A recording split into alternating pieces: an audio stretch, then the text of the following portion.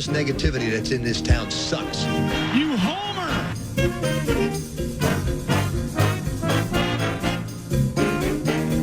I mean, pick your poison with that defense. Time for two more. This is an old-fashioned ass kicking right here. 9 to noon.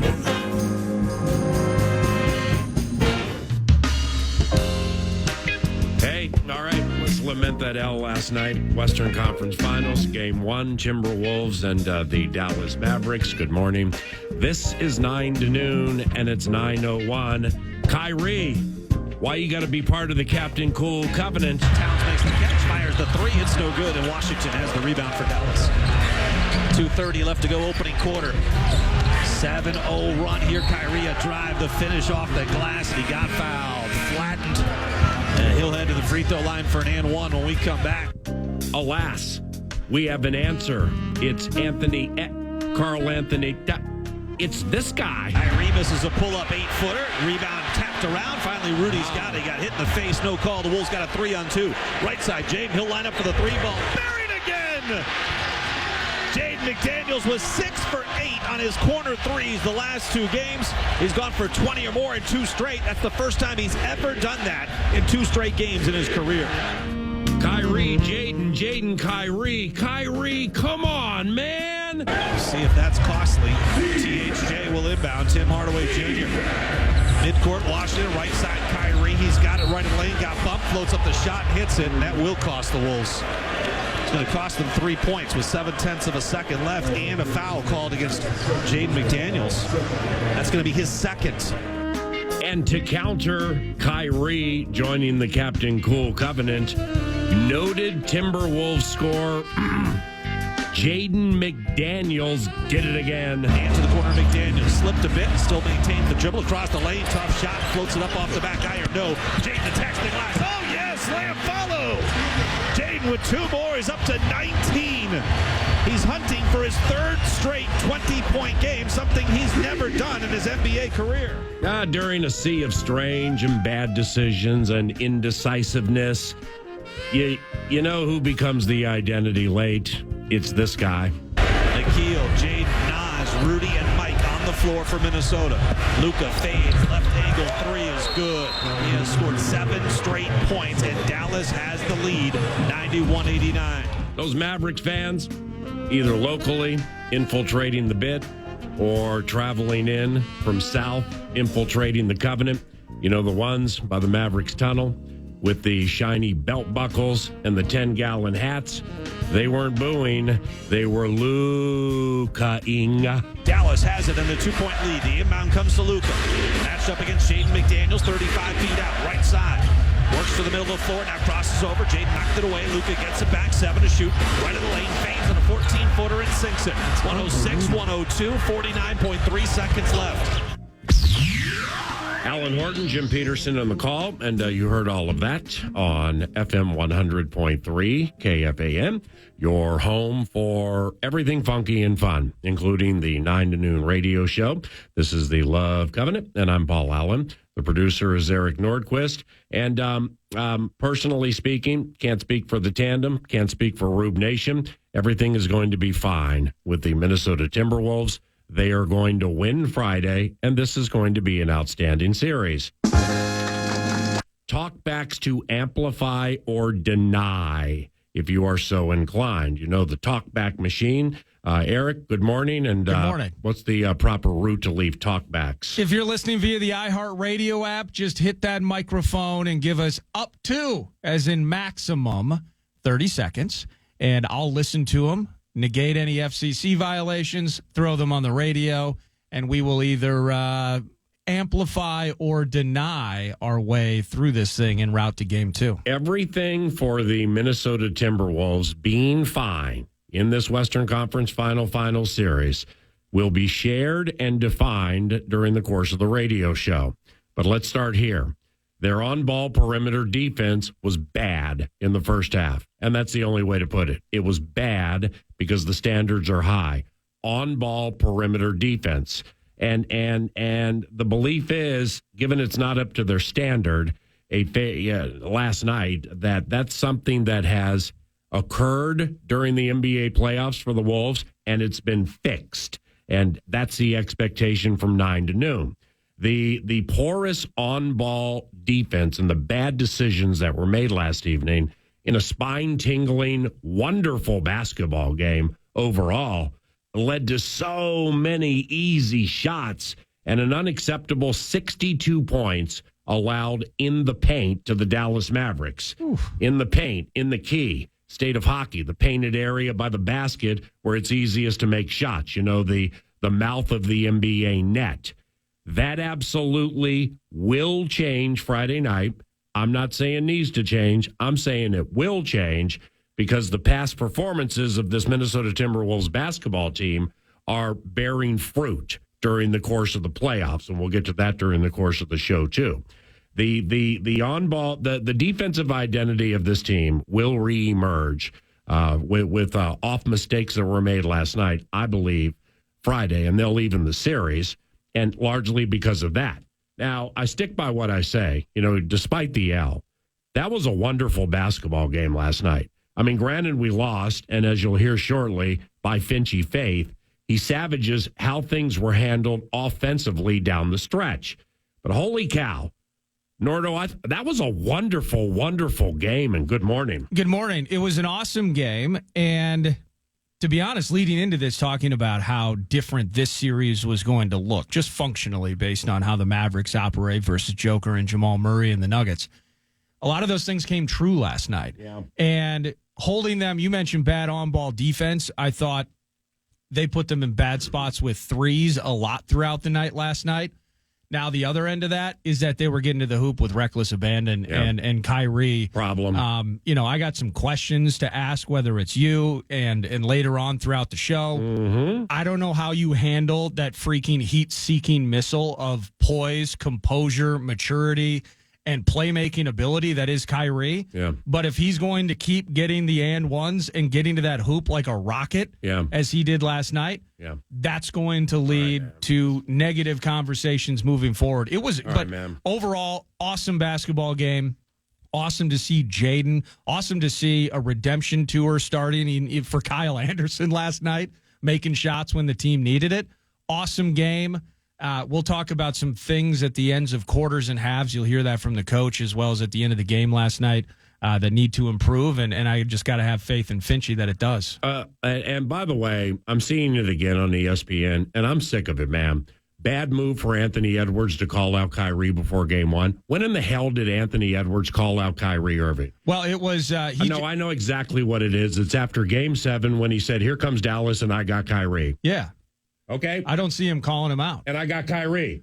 Okay, so let's stop with this made-up crap. Irving is like, quote, "I was at home with my family watching Game 7, and Ant comes out and says, I got Kyrie." Yeah. Oh, hey! Oh, my gosh. Whoa. Boy, he called him out, right? As if Kyrie needed any motivation. Now, to give Kyrie credit, because I assume you're watching a talking head show. I can't see the TV in there. No, it's ESPN with Legler and Windhorse and Stephen A. Smith, and the caption is, "Bad move for Anthony Edwards to call out Kyrie before game 1? Question mark. You talk about manufactured crap. That's ridiculous." Well, and so I want to give Kyrie credit, though, because he said that. He was on the TNT postgame last night, and he's like, yeah, I was sitting at home, like I'm hanging out, like I'm picturing him like feeding a baby or something, and he sees Ant on TV. He's like, "I got Kyrie." Yeah. But Kyrie's like, "I love that.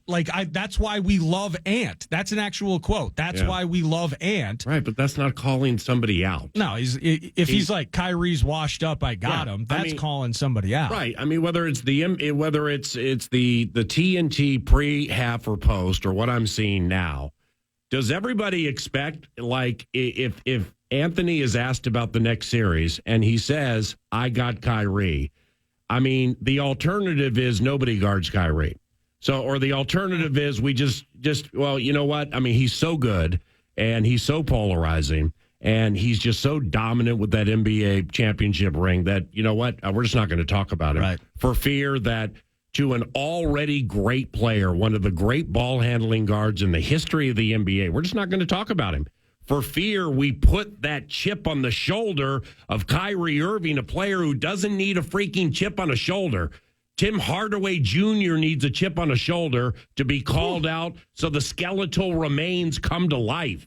I mean, I'm sorry to go off script here, man, but I'm just sick of hearing this. This is ridiculous. No, I'm with you. It's this not like manufactured crap. It's not like he said, I got Kyrie and he's not going to score a point the entire series. I got Kyrie and we'll see what happens. I think that's how I look at it. Right. No, but if he said, I got Kyrie and yeah, we'll see what happens. I hear that there are national media members calling me maybe the best two-way player in the NBA.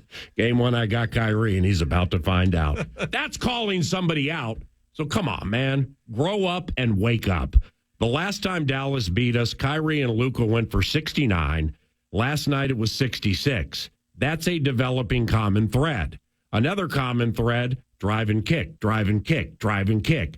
We shot 49 threes, and Jaden McDaniels hit 6 of 9. All right, so he was spectacular last night, no doubt. Last three, McDaniels, spectacular.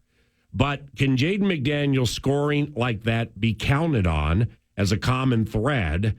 And is hoisting that many threes the right way to play?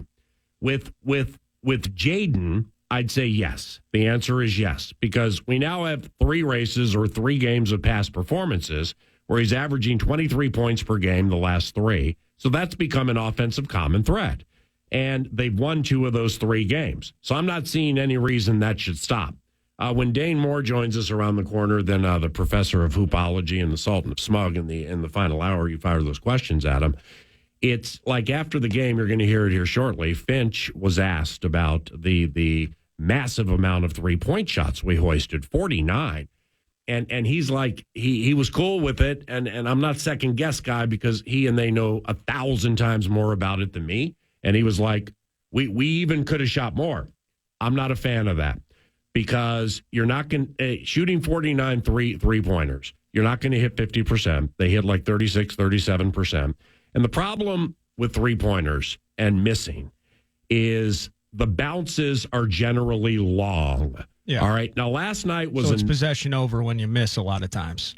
Possession over, but last night's common thread from the opening tap, it was racehorse basketball. Dallas wanted to run the Minnesota Timberwolves right into fatigue off a 7-game series where you come from the altitude. The accolades are flying all over the place. The bouquets are all over the place. And the Timberwolves had a right to be fatigued into that game off that 7-game series. And Dallas also had a right to recognize we're going to run the MF bleep out of you tonight, and you ain't going to have any gas left in that tank in the fourth quarter. So when you're shooting that many three-pointers, we'll see what the professor says, and you're not going to hit 45 or 50%, probably. It's highly improbable when you hoist that many. A lot of the rebounds would go to Dallas, and then there they go with racehorse basketball. And it's not complaining or lagging or whatever. It's just long bounces. They're fast and good, and there they go. Yeah. And it played into a team that, there was a lot after the game where it's like, we were tired off Game 7. Yeah, I was tired off Game 7. Yes, Jaden's the only one that showed up not tired off Game 7. So when I say human nature gets to win, well, that's what I mean with the fact that when you beat the world champions in 7 games, close them out on their home court, and it's one of the most celebratory moments in 3.5 decades of Minnesota Timberwolves basketball, a regression to whatever mean can be expected. But when you hoist that many threes, I don't think you're doing yourselves any favors. But we'll see what Double T has to say later. The Kyrie crushing us has become a common thread. And that exposed the 2 commonalities the Minnesota Timberwolves just absolutely have to possess to advance past these guys to the NBA Finals. 2 commonalities the Wolves absolutely have to get to the NBA Finals. Now, Kyrie outplayed Anthony Edwards, and it seemed because Edwards had to chase him around so much because he became fatigued off the 7-gamer against the champs and those aggressive doubles they were hitting him last night. He was kept below 20 points on substandard shooting. And Kyrie was a wizard last night, man. But there lies the rub. The problem with last night, in my estimation, the contradiction that is difficult or impossible with which to deal, Edwards not being the identity of the offense and the defense not being the very best in show. The In the Zone team is in here around 11. Can't wait to fire some questions at the professor of hoopology. And you can go ahead and fire away with those talkbacks, too, with a reaction to all that action. Question for the Covenant, and maybe he has some talkback ability. McDaniels in slow-mo had half the team's points at halftime. Is that a recipe for victory? We'll take it, but is it a recipe for victory? Let's hear from head coach Chris Finch. This is what he said following the tightly contested L to the Mavs last night. Johnny Athletic asked the first question about the Wolves' offense down the stretch in the tightly contested Game 1 L to the Big D. And here's Finch's response. We haven't really closed quarters very well, closed halves very well over the last handful of games. It cost us one game in the Denver series. And that certainly had an impact on this game tonight, too. So we got to be better in clutch moments. You shot a lot more threes than you normally do. Was that part of the plan going in, just with their rim protection, or what did you think of the selection overall? I thought most of them were good shots, to be honest with you. We were making the right play, kicking out. I thought there were even more threes to be had. So. You mentioned the rim protection as a factor in this series. How did you see the presence of Lively and Gafford at the rim impact your offense? I thought we could have finished a little bit more around the rim. I thought we did kick out a lot. I thought they were big in there, but I thought we got a lot of really good looks, to be honest with you. 62 points in the paint for Dallas. Yeah. They doubled you up in the first half. What was it about the defense that you weren't able to stop them from scoring inside? Yeah, as soon as Rudy left as soon as Rudy left the court, they just drove. We were not very good on the ball. We were not very good at the rim. We were soft there. So Luka got going a bit in the fourth quarter, especially to get that look with Gobert still as a rim protector after that. That 7-0 run, I think, was 2 step-back jumpers in the paint and 3. So I don't think they came out of pick and roll, those points right there. But we'll continue to look at matchups and coverages, and we know in a series like this we're going to have to do it all at some point. So. In the past 2 series, you're really able to make guys be felt with the perimeter ball pressure. Yeah. Luka and Kyrie obviously had a lot of success tonight. Are there things do you think that can be better to, derail them a little bit more? Or are they just kind of different players? Well, their ball skill, you're not going to unsettle them like maybe some of the other, pressure we've been able to apply. But you still have to, pick them up, wear them out. Kyrie got off to a hot start, kind of cooled off a little bit. Luka picked up. Luka still shoots well below 50%, 3 for 10 from the line, 3-point line. So I thought we did a pretty good job. And he's going to make tough shots. He's a great player. And then Jaden and Kyle, they obviously early in the game were dared basically to take those shots. That type of performance tonight, is that what you're going to need moving forward in the series? Yeah, Jaden's in a great vein right now. Needs to keep confident, and I thought Kyle was really good tonight, and maybe could have even played him a little bit more at times. So. Ant took 12 of his 16 shots tonight from 3-point range. Were they good looks to you? Do you want him to be attacking more and trying to score at the rim, or what did you think of his shot mix? Yeah, I thought the threes he got were pretty good looks. We would like to get him downhill a little bit more. We'll look at the tape and see ways to do that. But I thought there were opportunities to go downhill, particularly in the first half. So, how did you feel you handled the pick and rolls defensively? Pretty good. I thought it was the penetration that hurts more than the pick and roll. So. By Finchy Faith into Game 2, Western Conference Finals, Friday night, KFAN, and at the Target Center. Thanks to TimberTech and TimberTech.com. What's on deck 9 to noon includes Dane Moore at Dane Moore NBA. Is an excellent podcast. And we're going to chat out the game with him right around the corner and start previewing game number 2. Norder produces, and I'm Paul Allen. Thank you, TimberTech, and thank you for the cash thing, by the way.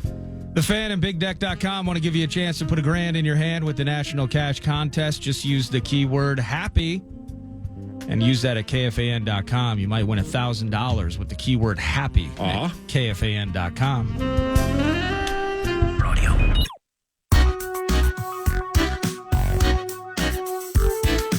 I mean, they're down the floor. The big man he's not super high up like the last two series. And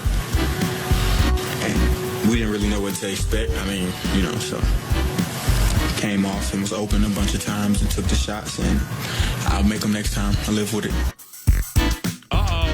Anthony Edwards had the audacity to say that he'll make shots next time, which means ESPN and those who manufacture crap are going to say, hey, Luka, Kyrie, Derek, Mr. Gafford, hear what Ant said?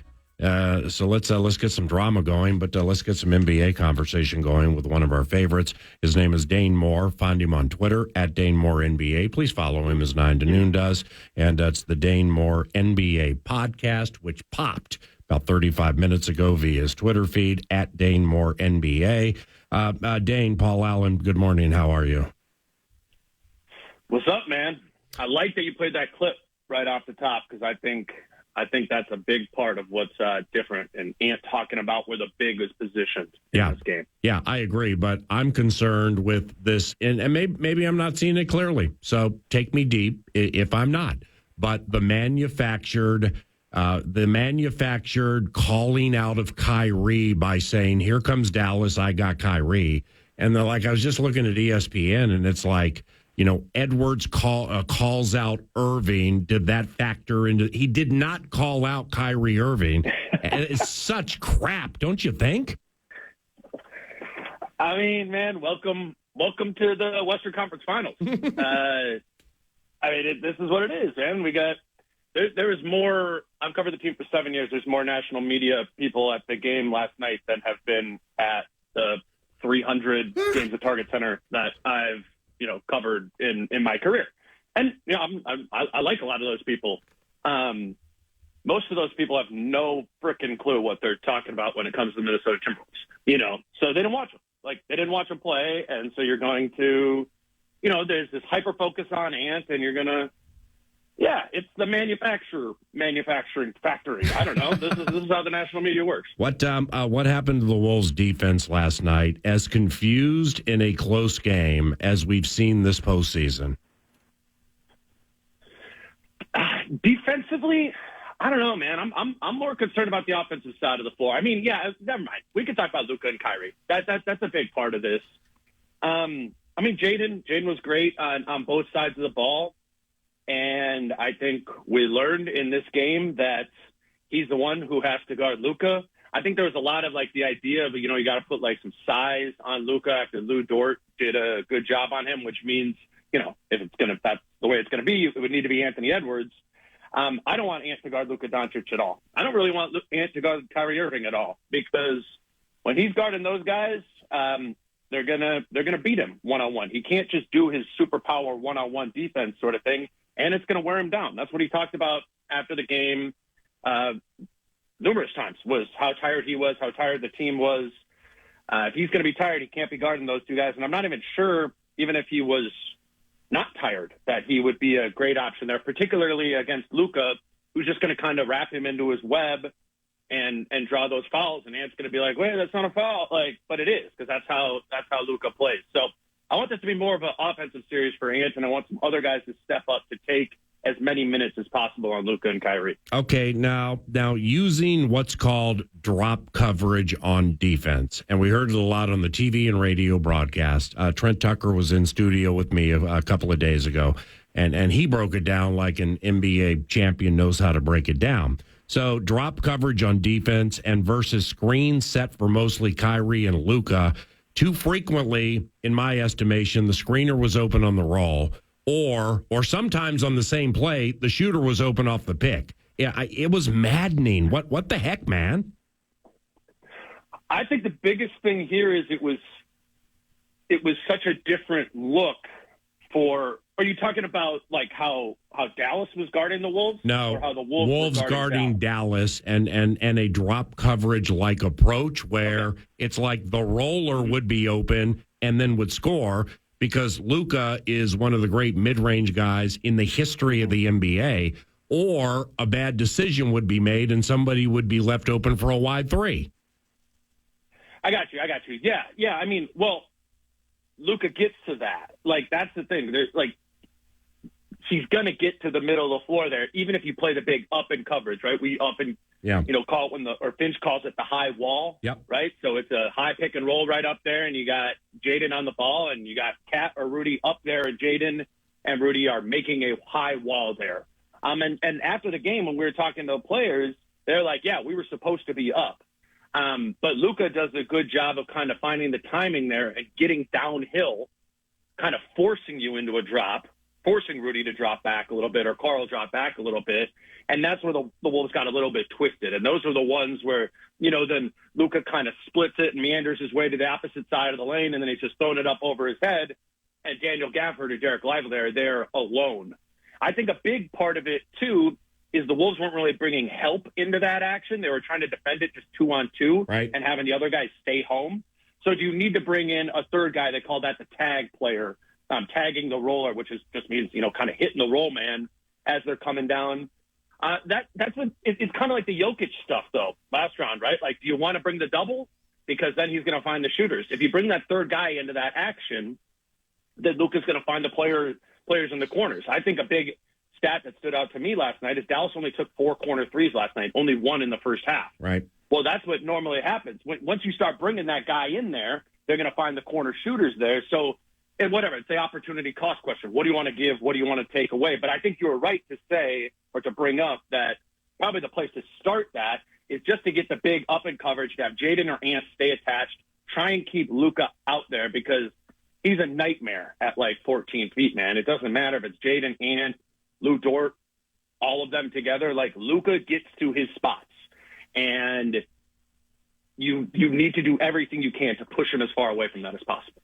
Dane, let me continue this conversation, but just kind of switch it maybe from Luka to Kyrie in particular, and just his ability, like a heat-seeking missile, to get to the hoop. Is there a functional or easy adjustment into Friday night as part of this that can help or alleviate some of that? Because, points in the paint, all of that, you're aware of the numbers and such, but he was breaking our backs at will last night, and I'd like to see that change into game 2. I want to say this. I don't mean this in like a hurt him sort of way, but you got to hit him, man. You got to be physical with that. Like, Kyrie is obviously incredible with the ball. He's fast. He's a finisher at the rim. He's a shot maker. He's also like 5'11", one whatever, The Wolves are big. This is, as has been the thing all season. When the Wolves are winning, the Wolves are looking dominant. What are they doing? They're imposing that size, right? Like, you gotta make Kyrie feel that, I think, and particularly if it's Ant, right? Like, if Jaden's gonna be on Luka and Ant's gonna be on Kyrie, okay, like, what do you have here, Ant? 60 pounds, use it. I think that's huge. Is you need to try to eat up more of that space, and if he tries to take it, kind of bump him there. Obviously, I'm not saying foul trouble would be costly for Ant, but there's a greater physicality I think you can play with when he doesn't have the ball to prevent him from getting it. Those sort of things. It's obviously always dangerous, because if he catches it and you're playing super aggressive, you run the risk of like winding up on a highlight reel for him crossing you. But I don't know. Kyrie shouldn't be able to do what he did in the first half if he's being guarded by Anthony Edwards or Jaden McDaniels and Rudy Gobert's at the rim, man. I mean, you got enough to be able to slow that down. He can't have 24 points at halftime. Now, if I'm at Falling Knife tonight, 6 o'clock for happy hour, 7 o'clock for the Dane Moore NBA podcast, the live show, and Jim Peterson is stopping by, I understand, which is super cool. Dane and his group, Falling Knife tonight, 6 o'clock, and I got the opportunity to ask a question. One of my questions for you, Dane, would be a statement, then a question. I didn't like the 49 threes. Did you? I think it was too many, because that kind of strays from the identity of this team a little bit. They were good at making threes during the regular season. They weren't a high volume 3-point shooting team. But this is another drop coverage question here too, right? Like, if we want to put these basketball coverages in football terms, right? Like Phoenix and Denver put 8 in the box, right? They loaded up against Ant, and they're like, you're not running the ball in here. Whereas Dallas is more so playing back in drop coverage with Derek Lively or Daniel Gafford at the rim, and that's more like a cover 2, you know? And so Ant's been playing against Phoenix and Denver for a month now, and every single possession, right? Nurkic is up at the level. Jokic is up there, right? They were blitzing him, and now all of a sudden he's coming off a screen and he's got all this space. So we asked Ant about it last night. We're like, hey, man, he took 16 shots while we're 12 of them threes. He was basically like, this is the first time I've come off the screen and been able to pull up for a 3 in a month. So I don't really mind that because Ant is a great pull-up three-point shooter. Yeah. He's even good in rhythm pulling up in the mid-range there. But if it's all one thing, it's kind of nothing. You know what I'm saying? Like, he's got to be able to be a 3-level scorer. He's got to be able to hit those pull-up threes. He's got to be able to shoot the mid-range shots or create from the mid-range. And then I want to see him in Game 2 challenge those guys at the rim, man. Like, Derek Lively and Gafford are, real good rim protectors, but you're Anthony Edwards too. I think if you're able to challenge more at the rim, not have only take 4 2-point shots in the game, if you challenge them at the rim and you find some success there, things start to loosen up. They start to open up, and they can't afford to just leave Lively and Gafford at the rim, which I think leaving those guys at the rim too really kind of dysregulated Karl a little bit too. His drives looked a little bit funky when Lively's getting there to defend the shot. So that's what the playoffs are, man. It's like, all right, you guys are playing this way. We're not going to let you play that way, or we're going to take advantage of the way that they're playing. And the Wolves did that for sure against Phoenix in the first round, and eventually did that against Denver in the way that they were kind of loading up the box against Ant. They found other things that got the offense moving and then kind of went from there. I think there's answers. I think there's answers here. I think this just surprised them. Yeah. Defense, like the defense that they saw last night. Right. Elite takes Dane Moore at Dane Moore NBA. But like specifically last night, off the 7-gamer against the champs, emotional accolades being thrown at you again. Ant this, Michael Jordan that, elite defense this, 85 Bears defense that, and an emotional victory out of the altitude. So fatigue was a talker, legitimately speaking, too. And I think it went to bearing its fruit. So with these 49 threes, if you believe Dallas clearly was trying to run them into fatigue off that 7-gamer versus the champs, and I do, so many missed threes generally leads to runouts for the other team. And I just thought they made it easier to help them put fatigue on the Wolves than they really needed to. So the voluminous number of threes doesn't necessarily bug me long form, but like last night it kind of did. So that's why I went down that road, Yeah, I mean, I think part of it was they fell into the idea that they were making them in the first half. I think they're 11 of 25 from 3 in the first half. Jaden McDaniels had 5 made threes. Ant had 3, I believe. Right. I mean, so you kind of, when they lay that trap, and you kind of beat that trap in the first half, you're like, all right, well, let's run it back. Like, let's do it again in the second half. And then in the second half, they're not making them at the same clip. They were 7 of 24 from 3 there. So that's why it's got to be consistently throughout the game. I think, again, in the playoffs, it's like defenses want you to do one thing, or they're going to give you one thing. You got to take that thing, but you also got to then go take some more ground beyond that. And I don't think that particularly Karl Anthony Towns and Rudy Gobert were able to kind of take advantage of the ground within 2-point range there. And also Anthony Edwards, like I said before, kind of challenging up the rim. Like, you got to challenge this team to be able to do more defensively. They're playing really good defense, but you kind of look at that Dallas roster up and down. You look at it and go, is this an elite defensive team? No, I think personnel-wise, right, they shouldn't be, at least compared to what they're looking at across the other side of the floor with Jaden, Cat, Rudy, Mike, and Ant. Right. I don't know. I guess fatigue's a factor. That kind of annoyed me though last night. Right. I mean, I get it, or yeah, I can understand it, but this is a conference finals, man. I don't want to hear the "I'm tired" excuse. Yeah, I don't want to hear it into the game, which we did too much, because then that's an indicator it's on the minds of those who matter most. which means you put a distraction on yourselves before you even play. But I do believe it was a factor. Now, time for a couple more here for Dane Moore. Once again, Falling Knife tonight, 6 o'clock start for my man.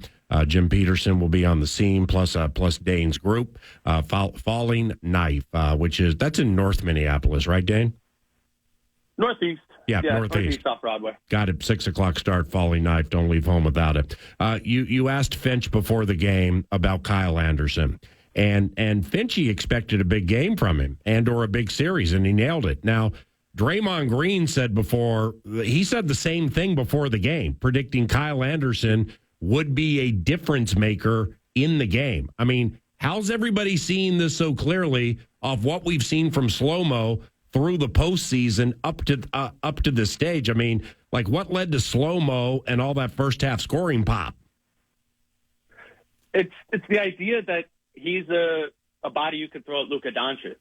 Remember I was talking about before with kind of like that, the physicality of Ant, right?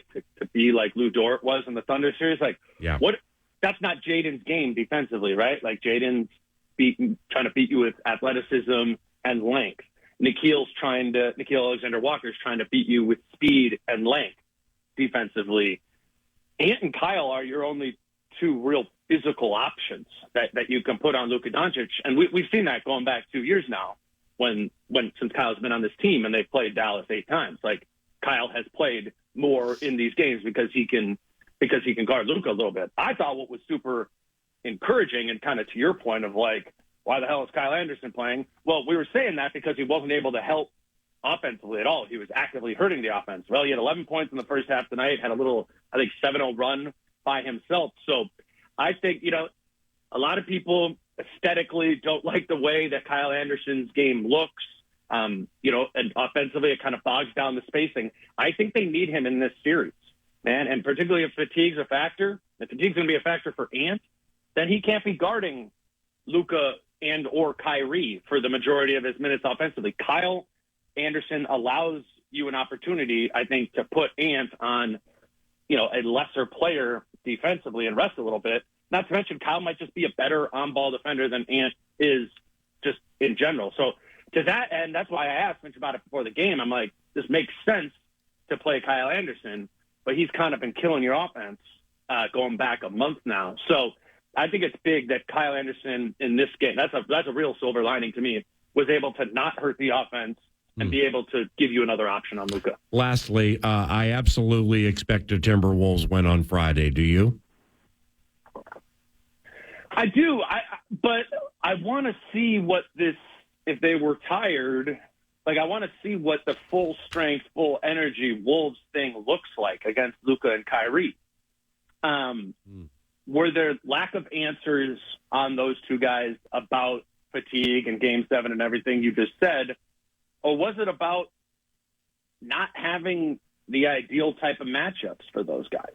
I think it was probably energy and fatigue more than that, but at the same time, I don't leave this game going like, I love Jaden on Luka or I love Ant on Kyrie. I don't know what my favorite way to guard that would be. Maybe just with more energy, and that's what Carl talked about last night after the game, is like if you have more energy, you start just taking away, 1%, 2% more. You reduce the chance of him hitting that floater there if you contest it a little bit harder. So what I want to see in Game 2, because I didn't know what to expect at all coming into Game 1 because we didn't really see this Mavericks team play the Wolves team during the regular season. I still feel like I don't know what it looks like because I don't think the Wolves look like themselves last night. Now, that said, it was a close game, right? And they could have easily won it last night while they were tired. So you're right to assume that the Wolves will win that game or should at least be favored in that game. But I need to kind of see what it looks like specifically in their matchups on Luka and Kyrie. I get my daughter from the airport tonight at about 5:15. We're going to try to zip up to Falling Knife and say hello to you. No hard feelings if we don't, but that's the plan. So have a wonderful evening. Tell Jim Peterson everybody from 9 to noon says hello. Thank you very much for the time as usual. And next time we'll chat. Maybe we'll be from the Big D. So safe travels, my brother. Okay. Thanks, PA. Yeah, let's do it next week. Yes, sir. Dane Moore, at Dane Moore MBA. Really enjoy having him on the radio show. Likewise for Nordo, he's the producer. He's a mad producer, and I'm Paul Allen. Some of your talkback reaction to the L last evening, Game 1, Western Conference Finals to the Big D. That's around the corner. Then Nacho Libre after that, and it's all on KFAN.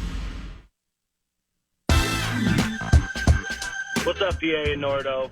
Long-time caller, first-time listener, brand new Timberwolves fan. I think the biggest crime scene that we got to report on last night is that lime green shirt and them purple Viking shorts, PA.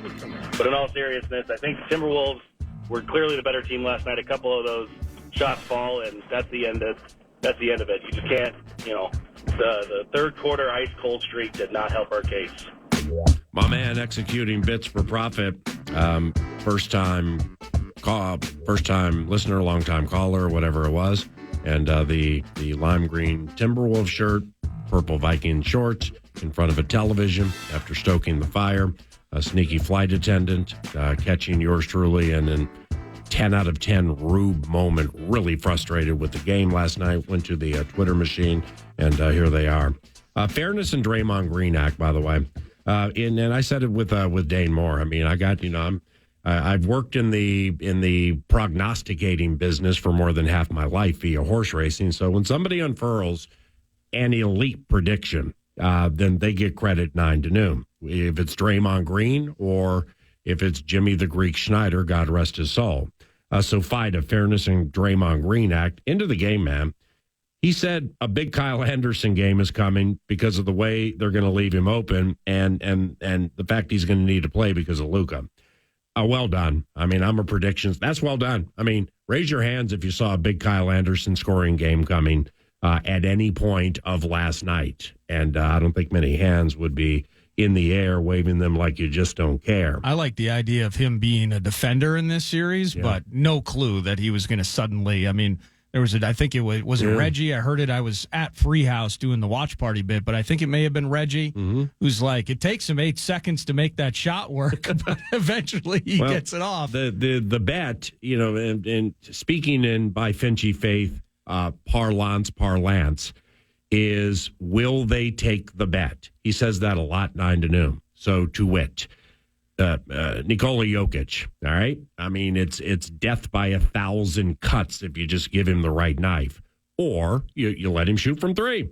And if he's going to hit him, then you got to check it. And if he's not, then he took the bet, they took the bet, and you won the bet because you were right. Well, with Kyle Anderson, I mean, that corner 3 that he hit, like right in front of A-Rod, they left him open for 8 seconds. Like, here, kitty, here, Kyle the kitty. They were, and he wasn't going to shoot, and then he shot and he swished it, and that got the confidence going. But they were dead set to leave him open, and so Draymond Green with an elite prediction. What else do we have over there? Talkbacks. Hey PA, hey Nordo, Andy from Elk River here. Right. Finchy said it all in his post-game press conference last night. Terrible offense down the stretch, bad shots, turnovers, another costly meltdown before halftime, and no composure. But with all that being said, we only lost by 3. Ant needs to get back to attacking the paint because when that happens, the offense opens up and we score points. Bring your ass Friday night. Tie up the series at 1. Wolves in 6, baby. Well, with the Edwards part, I agree. And it's not even so how does he do it? It's more like, well, how didn't he do it? Because he does it basically at will. It'll happen on Friday. It'll happen the rest of the series. But personally speaking, it doesn't mean I'm right. Thus the opining part of the equation when we're having hot takes at happy hour with Isaac is I think there's way, way too much focus on the Timberwolves offense. Okay, the identity of their team is not that of offense. It's that of Anthony Edwards leading the offense. The identity is best defense in the NBA. The Dallas Mavericks were able to craft a flow of game, specifically off missed shots, where it was clear they want racehorse basketball. Here's the bet.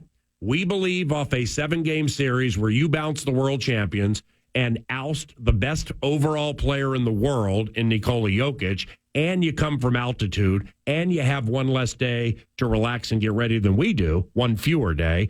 The bet is we believe if racehorse basketball works and you bite into it, you're going to get tired, and then you're going to miss shots. And that's what they did in the second half. I was greatly would be too strong, but I was rather significantly disappointed with the Timberwolves' first half defense.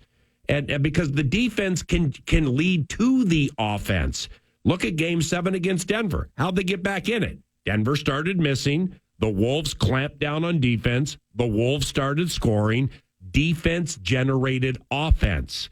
So, yeah, at the ends of quarters and halves and the end of this game and, the halftime of I think it was like Game 4 or something, Jamal Murray hit that 60-footer. Yes, their corrections need to be made. But I just think conveniently the reality of them scoring 62 points in the key, close to the basket, A, and B, Kyrie with too many freaking strolls in the park, and Luka in the second half. I mean, Luka was indecisive in the first half. Indecisive. He would go to shoot. He would clutch. He'd pump. He would double pump. Then he would kick it out. He'd throw it away. But Luka's elite. He's going to figure it out, which he did. And that's the beauty of the best 1-2 guard punch in the NBA. One guy carries the other slows down, the other picks it up because they figure out different things because they're checked differently. So I understand they scored 104, 106, something like that. It was 108, 105 the final. Yeah, 105. So they scored 105 points, which you're probably going to need more to beat the Dallas Mavericks.